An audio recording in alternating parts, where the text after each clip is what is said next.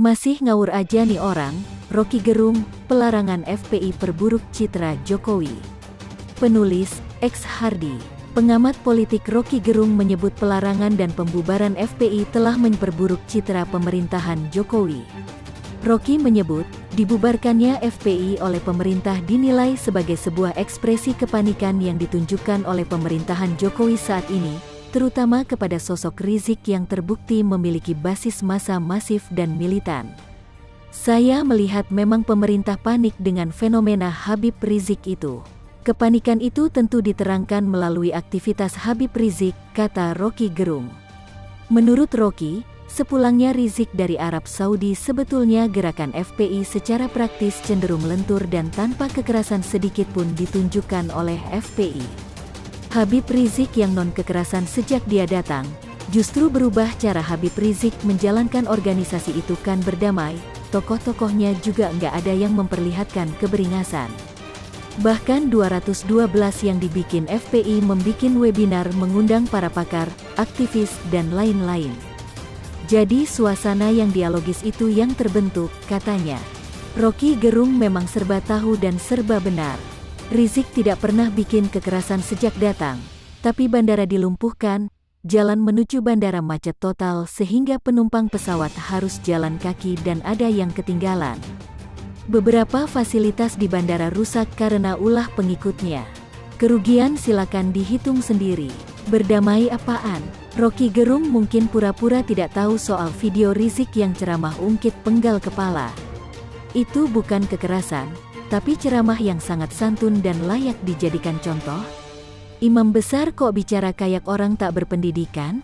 Menurut Rocky, justru sebetulnya pemerintah yang berkuasa saat ini ingin memancing agar ada kekerasan yang dilakukan FPI, namun nyatanya berbanding terbalik.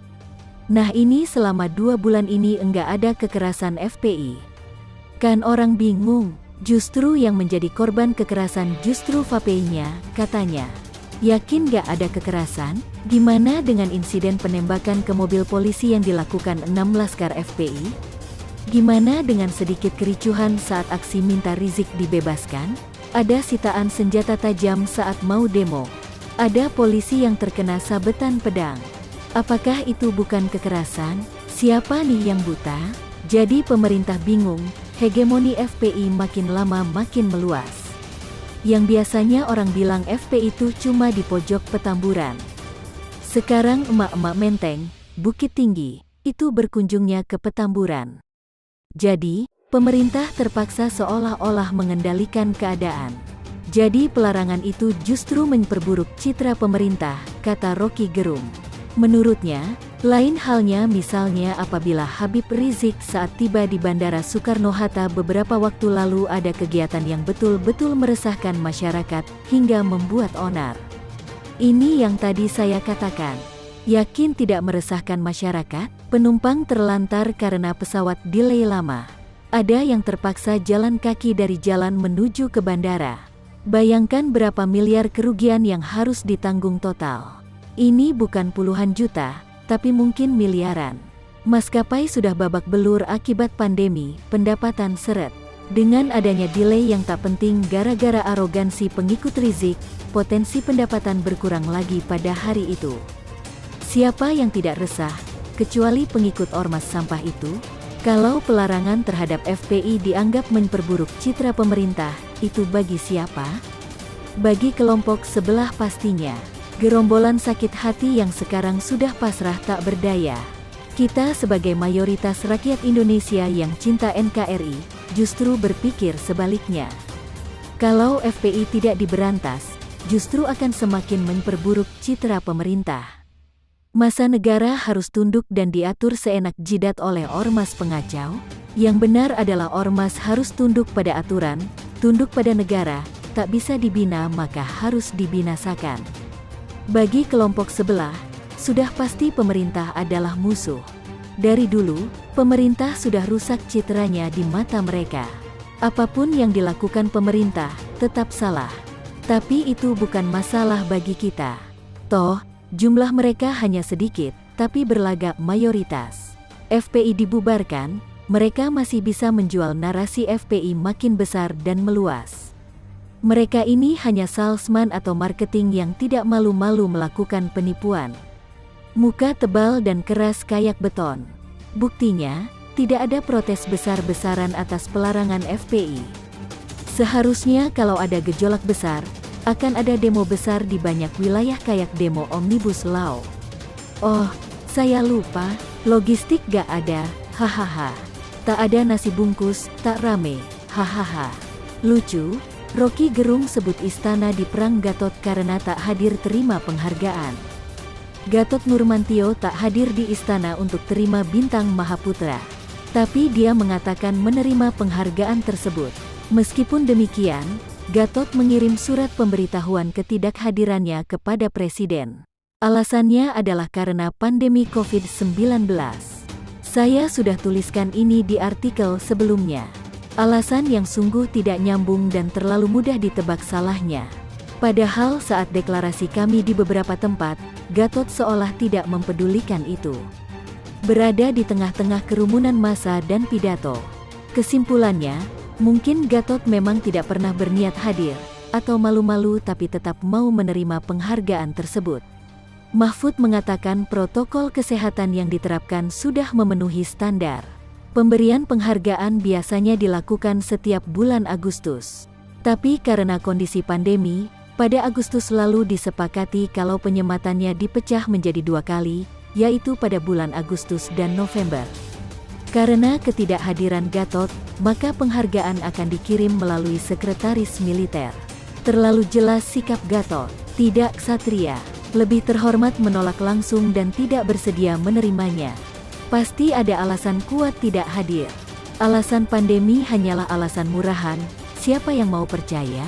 Hal ini dianalisis oleh Rocky Gerung yang menyebut strategi yang diterapkan Gatot cukup cerdik saat menerima penghargaan bintang Mahaputra dari istana. Dia menilai, cara Gatot dengan menerima penghargaan tanpa hadir di istana adalah sebuah manuver politik yang cerdas. Rocky menjelaskan, sikap Gatot itu secara tidak langsung menunjukkan syarat-syarat jika oposisi diundang ke istana.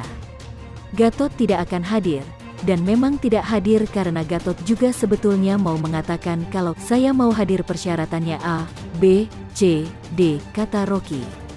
Dia mengatakan seharusnya pihak istana, terutama Mahfud MD, bisa membaca sinyal itu dengan membebaskan terlebih dahulu para tokoh koalisi aksi menyelamatkan Indonesia yang ditangkap, kawan seperjuangan Gatot.